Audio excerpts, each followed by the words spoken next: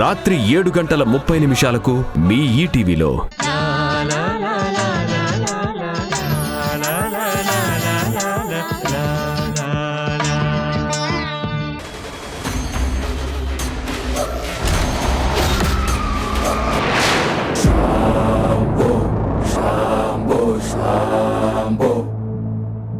Ashes on his skin and holy cages on his head. Rises with the storm and raging, I start turning red. Serpents in the ground, but that is not what evil dread.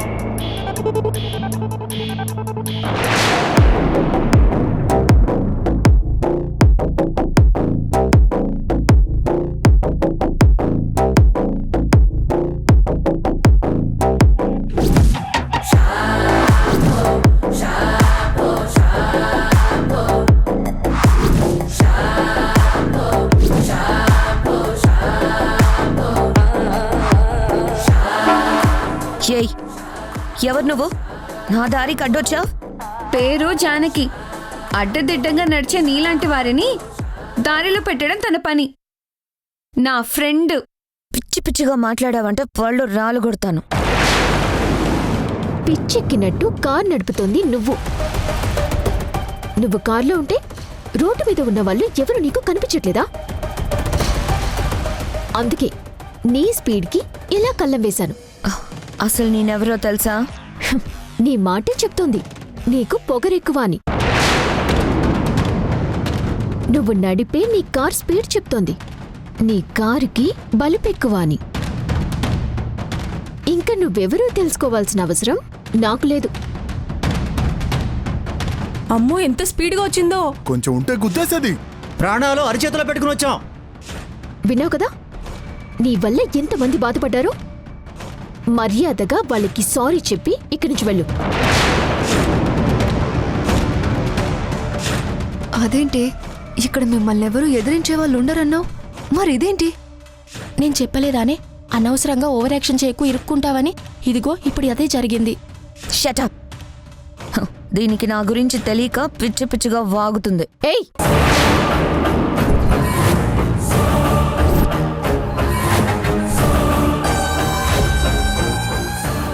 అది ఇది అన్నావంటే నాలుక కోసి చేతులు పెడతాను. నోరు మూసుకుని వాళ్ళకి సారీ చెప్పి ఇక్కడి నుంచి వెళ్ళు. ఏంటి? ఈ మట్టిలో బ్రతికే వాళ్ళకి నేను సారీ చెప్పాలా? Do you know who am I? Kumuda, daughter of Rudrani.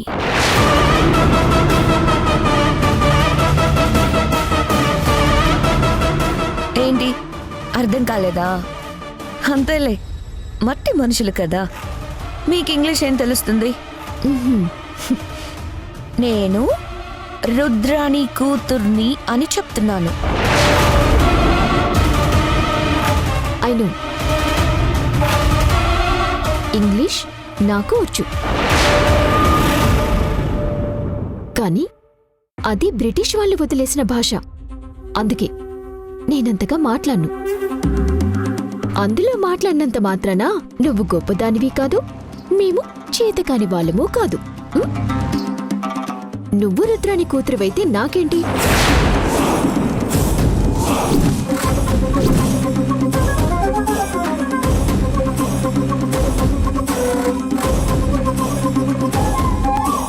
నువ్వు ఎవరి కూతురువైనా అవ్వచ్చు.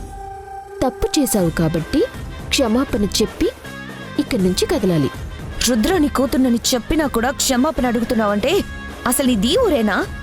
నువ్వు ఈ ఊర్లో పుట్టి ఏ ఊర్లోనో చదువుకున్నావు, కానీ జానకి ఇక్కడే పుట్టి ఇక్కడే చదువుకుంది. జానకి లోకల్.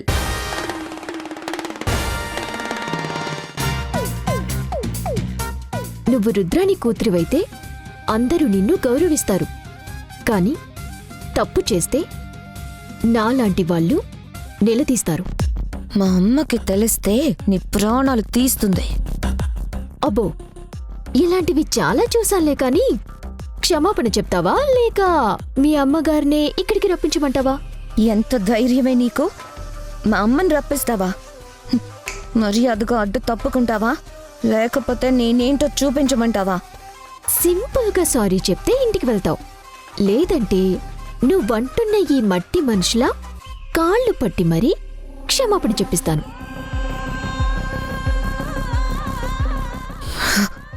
ఎంత ధైర్యమే నీకు? కూలీ నాలి చేసుకొని పొలాల్లో పేడకళ్ళెత్తుకునే వీళ్ళకి నేను క్షమాపణ చెప్పాలా? Never. Shut up. Hold your tongue and mind your business. ఏంటి మాట్లాడితే మట్టి మనుషులు అంటున్నావు? ఆ మట్టిలోని పుట్టావు, ఆ మట్టిలోని కలిసిపోతావు. ఆ మట్టిలో పండిన పంటని తిని బతుకుతున్నావు. అలాంటి మట్టి గురించి, కష్టపడే మనుషుల గురించి తప్పుగా మాట్లాడవంటే పళ్ళు రాలగొడతాను. చెప్పు, క్షమాపణ చెప్తావా లేదా కాళ్ళు పట్టించమంటావా? కుముదా, ఈ అమ్మాయి ఎవరో చాలా స్ట్రాంగ్ గా ఉంది. మర్యాదగా క్షమాపణ చెప్పే, లేదంటే మనల్ని ఇక్కడి నుంచి కదలనివ్వదు.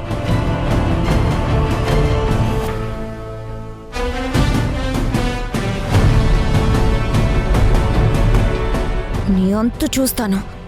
నా ఫ్రెండ్స్కి నా ఊరు చూపించాలని తీసుకొస్తే అడుగు పెట్టగానే నన్ను ఇంతలా అవమానించావు కదా, నీ సంగతి తర్వాత చూస్తాను. అలాగే, తర్వాత చూద్దు గాని ఇప్పుడు మాత్రం చెప్పిన పని చేయకపోతే నీ అంతు నేను చూడాల్సి వస్తుంది.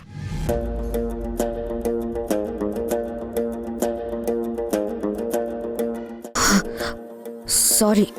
సారీ చెప్పమంది నీకు వినిపించేటట్టు కాదు, అందరికీ వినిపించేటట్టు గట్టిగా చెప్పు.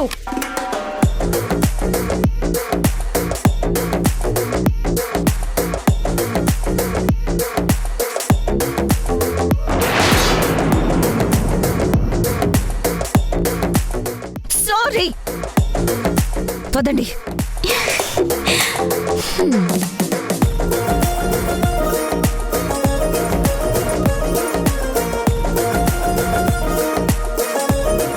ఎందుకమ్మా జానకి అనవసరంగా ఆ రుద్రాణమ్మ కూతురుతో గొడవ పెట్టుకున్నావు? ఇప్పుడు వెళ్ళి నీ మీద లేనిపోని ఏం చెప్తుందో చెప్పుకోనమ్మమ్మా. మన తప్పు లేనప్పుడు మనం ఎవ్వరికీ భయపడాల్సిన అవసరం లేదు.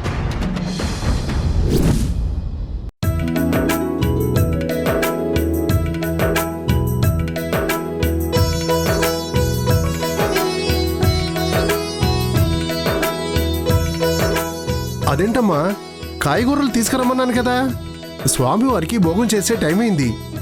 మరి కాయగూరలు తీసుకురాకుండా ఇంత ఆలస్యంగా వచ్చావేంటి? కూరగాయలకనే వెళ్తున్నాం బాబాయ్.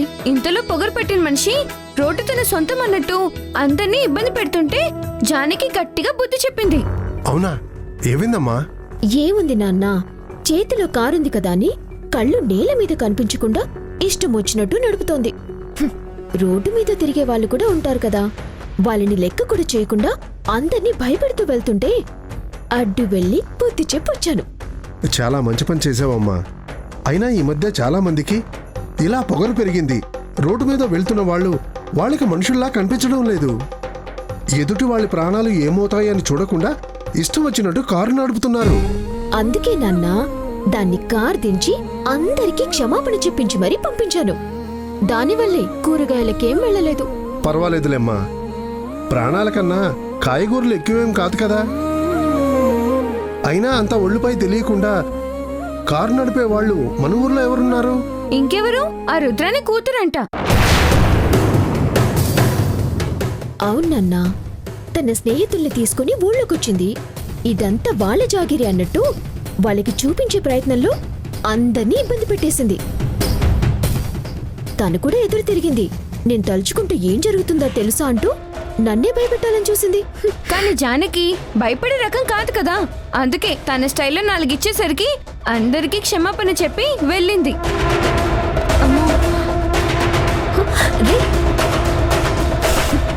ఏంటి, నువ్వు గొడవ పెట్టుకున్నది రుద్రాణి కూతురు కుమతతోనా? అవునన్నా, ఇది లేవు.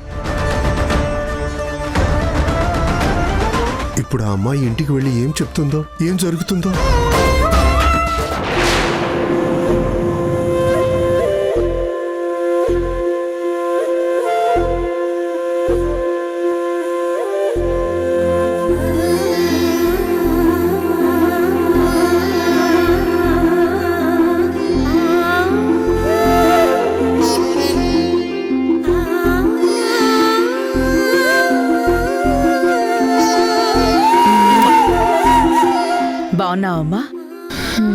మన కుముద ఇంటి ఆవరణలో అడుగు పెట్టగానే కళొచ్చేసింది. ఇంకా ఏం చూస్తున్నావు? వచ్చి దిష్టి తీ.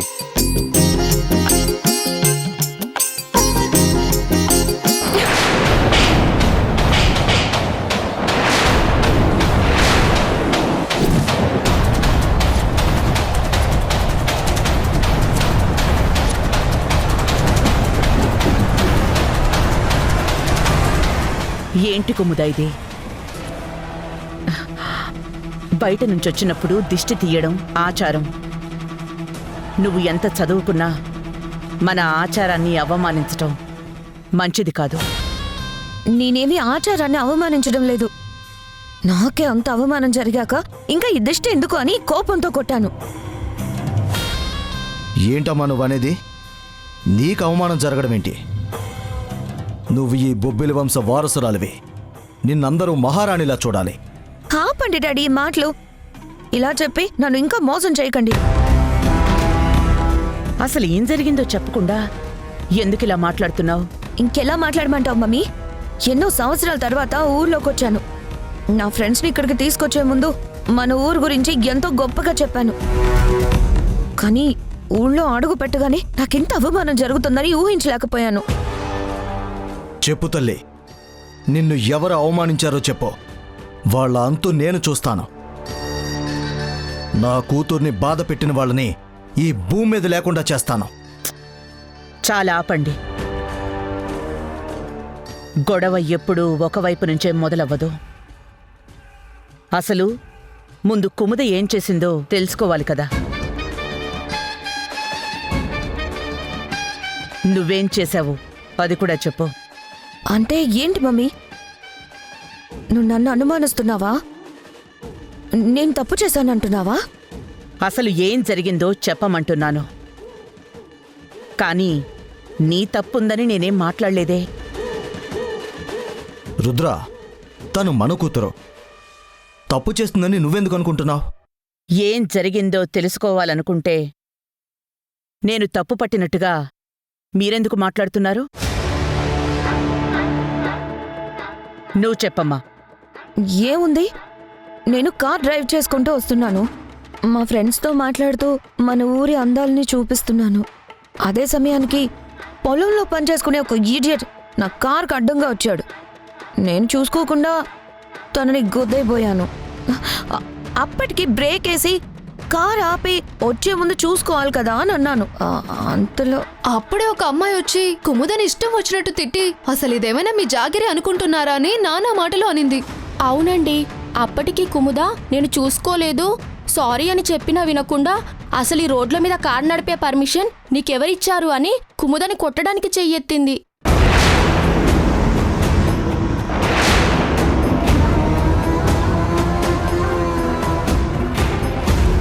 విన్నావు కదా రుద్ర? మన కూతురికి ఈ ఊర్లో ఎంత అవమానం జరిగితే చూస్తూ ఊరుకోవాలా? కారుకి అడ్డం వచ్చిన వాళ్ళకి నువ్వు సారీ చెప్పినా వినకుండా నీతో గొడవ పడ్డారా? ఈ ఊళ్ళో అలా ఎవరూ ఉండరే. అందరూ నీలా మంచివాళ్లే ఉండరు రుద్ర. పొగరు పట్టిన వాళ్ళు చాలా మంది ఉన్నారు. నేను నీ కూతుర్ని మమ్మీ. నేను తప్పు చేస్తానని నువ్వెలా అనుకుంటున్నావు? నా కూతుర్ని ఇంతలా అవమానించిన వాళ్ళని పేరడిగావా? ఎవరో జానకి అంట.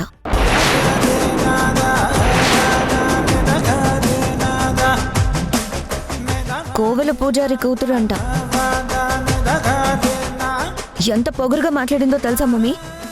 అప్పటికి నేను చెప్తూనే ఉన్నాను, మా అమ్మ పేరు రుద్రాని, తనకి ఈ విషయం తెలిస్తే ఏం జరుగుతుందో తెలుసా అని అడిగాను. ఏముంది, మీ అమ్మేం చేస్తుంది? నన్ను ఎవరు ఏమీ చేయలేరు, ఇది నా రాజ్యం, ఇక్కడ నేను ఏమనుకుంటే అదే జరుగుతుంది, నేను ఎవ్వరికి భయపడను, ఎవ్వరిని లెక్క చేయనని ఇష్టం వచ్చినట్టు మాట్లాడింది కదా. రుద్రాణిని కూడా తిట్టింది కదా. కరెక్ట్ డాడీ, ఎగ్జాక్ట్గా ఇలాగే మాట్లాడింది.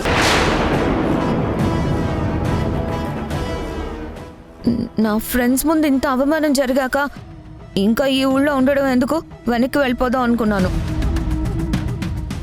కానీ మీతో ఒక మాట చెప్పాలని ఇంటి దాకా వచ్చాను. ఇంక చాలు. నువ్వు నా కూతురివి అని తెలిసాక కూడా నిన్ను అవమానించింది అంటే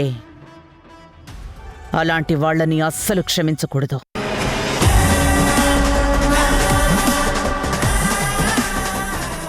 నేను చెప్పాను కదా రుద్ర, జానకి చాలా పొగరబోతు అని. ప్రతి విషయంలో తలదూర్చి అడుగడుగున అన్నిటికీ అడ్డుపడుతూ నిన్ను ఎదిరించే ప్రయత్నం చేస్తుంది అని. కానీ నువ్వేమో పూజారి గారి కూతురు కదా, తన గురించి పట్టించుకోవద్దు అంటున్నావు. ఇప్పటికి కూడా జానకి బుద్ధేంటో నీకు అర్థం కాలేదా? ఇన్ని రోజులు ఆడపిల్లే కదా అని వదిలేశాను. ఎప్పుడైతే రైసు మిల్లు ఓపెన్ చేసిందని తెలిసిందో అప్పుడే ధర్మపీఠానికి పిలిపించమన్నాను కదా. కాసేపట్లో ధర్మపీఠం దగ్గర పంచాయితీ. అదయ్యాక ఈ జానకి సంగతి తేలుస్తాను. కుముదా, రాయ్, లగేజ్ తీసుకురండి. రండమ్మా.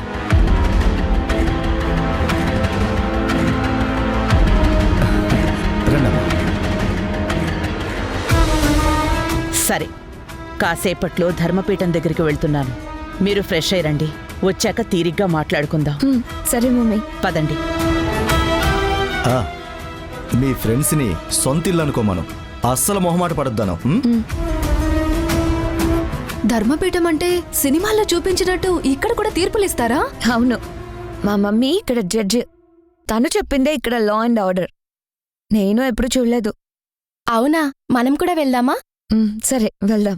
మీరు ఫ్రెష్ అయ్యండి. అదిగో అక్కడ వాష్రూమ్స్.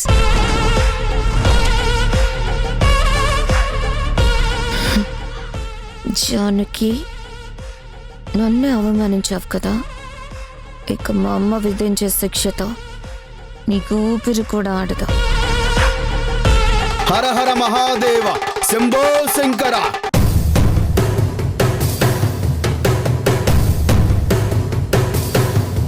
హర హర మహాదేవ శంభో శంకర. హర హర మహాదేవ. అమ్మమ్మ, నేను కాలేజ్కి వెళ్ళొస్తాను. సరేనమ్మా, జాగ్రత్తగా వెళ్ళు.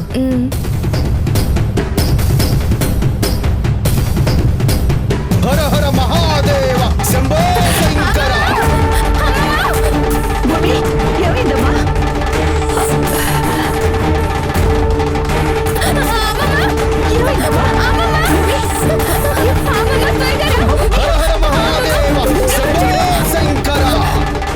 నమస్కారం జంగమదేవరా. నమస్కారం అమ్మా. ఎందుకమ్మా భయపడుతున్నావు? అతను జంగమదేవరా, శివుడికి ప్రతిరూపం. ఆయన్ని చూసి భయపడటం ఎందుకమ్మా? వెళ్ళిపోమని చెప్పమ్మమ్మ. నాకెందుకో చాలా భయంగా ఉంది. ఏం కాదు. పుట్టింది రాజవంశంలో, పెరగవలసింది పెద్ద పులి లెక్క. కానీ పిల్లిలా భయపడుతుంటే ఎలా తల్లి?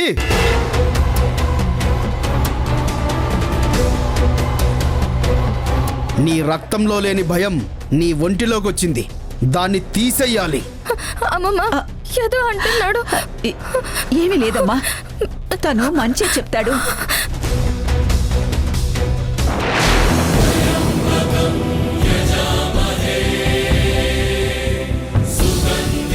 ఏంటన్నా అలా చూస్తున్నావు? నీ తలరాతను చదువుతున్నా. ఆ భగవంతుడు రాసిన రాతని నా కంటితో చూస్తున్నా. ఏం రాశాడేంటి? పేరుకు తగ్గట్టే నువ్వు శ్రీరామచంద్రుడివి. ఆడిన మాట తప్పవు, ఇచ్చిన మాట పక్కన పెట్టవు. నీ వాళ్ళ కోసం నువ్వు ఏదైనా చేస్తావు, ఎంతవరకైనా వెళ్తావు. కుటుంబం అంటే ప్రాణం నీకు. నా అనే మమకారం ఎక్కువ నీకు.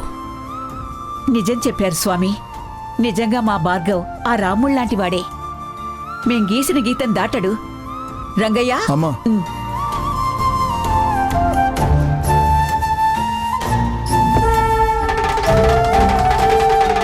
ఏం కాదమ్మా, భయపడుకో.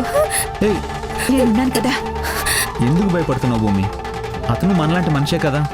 తన పొట్టకూటి కోసం అలా వేషం వేసుకొని అందరిళ్ళకి వెళ్తుంటాడు.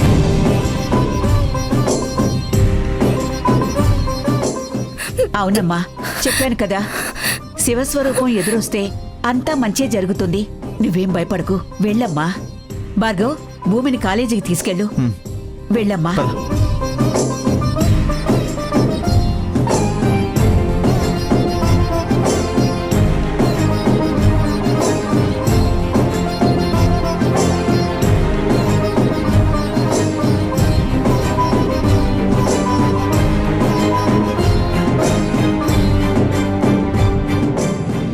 అదృష్టవంతుడా. ఏంటి అగ్ని పరీక్ష? ఈ పిల్లలో పిరికితనం పోయి ధైర్యంగా పరిస్థితులను ఎప్పటికీ ఎదిరిస్తుంది. కొన్ని మారాలంటే కొన్ని జరగాలమ్మా. అది జరిగినప్పుడే మార్పు కళ్ళ ముందు కనపడతాది. దేని గురించి స్వామి మీరు మాట్లాడుతున్నది? నీ మనసులో నువ్వు దేనికి మదన పడుతున్నావో దానికి సమాధానం ఆ ఈశ్వరుడే చెప్తున్నాడు. నేను బాధపడేదొకటే, నా కూతురికిచ్చిన మాట నిలబెట్టుకోగలనా దేవరా? చెప్పండి. భయపడవలసిన అవసరం లేదమ్మా. దేవతలాంటి బిడ్డకు మాటిచ్చావు. అది దైవ నిర్ణయం కాబట్టే ఆ మాట నీ నోటి వెంట పలికింది. తను ఈ ఇంటి కోడలే అవుతుంది. అందులో ఎలాంటి సందేహం లేదు. ఆ రాతను మార్చే శక్తి ఈ ప్రపంచంలో ఎవ్వరికీ ఉండదు. హర హర మహాదేవ శంభో శంకర, హర శంభో శంకర. ఏది ఏమైనా నా కూతురికిచ్చిన మాటని నేను ప్రాణాలతో ఉండగానే పూర్తి చెయ్యాలి.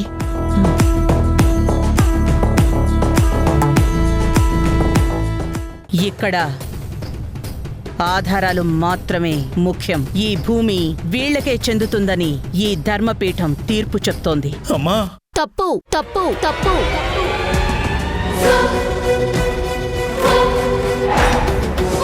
ధర్మపీఠం తీర్పుకు ఎదురు నిలిచిన జానకి పరిణామాలు ఎటుదారి తీస్తాయి.